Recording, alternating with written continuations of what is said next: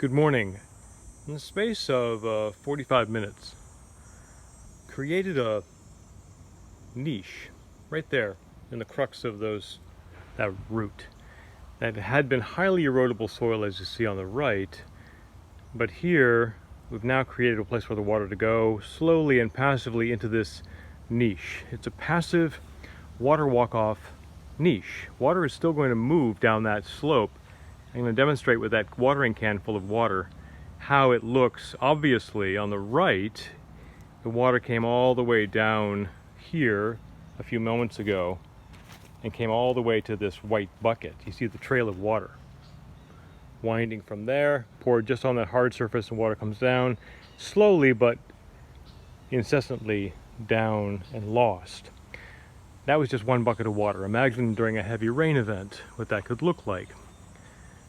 Now we're going to try it again. I'm going to go up to the top of the hill and empty that bucket of water, and we'll see what happens as water moves passively and slowly into a simple design where water will curl along that root and sink into our niche, and excess water will end up in that broad-based dip or swale and a berm here, and it will slowly infiltrate down into the subsoil, and we'll see what happens.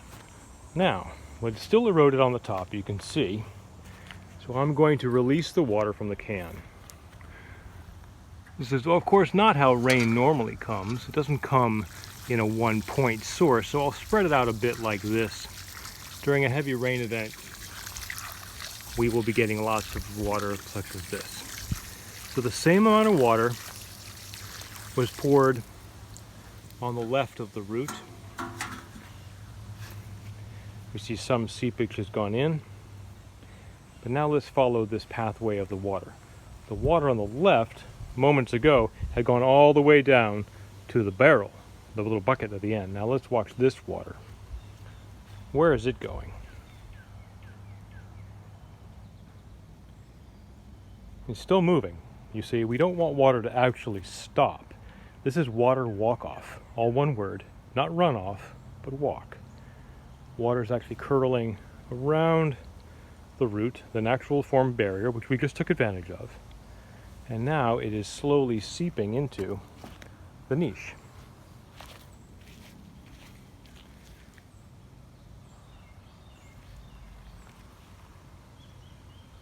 It's collecting on the left side there, around the root. And it will slowly infiltrate into the soil. So we have a physical barrier of that root, which if we didn't have that, we would create a little rock bund, a berm of rocks. And it's slowly making its way into the soil around that small fern. You see it going over the root just here in the center of the screen. It'll eventually infiltrate into the soil around the hostas here. And if there were excessive rain, of course it's still raining. This is passive. It's not normally how we water this niche. It's just how the runoff turns into walk-off.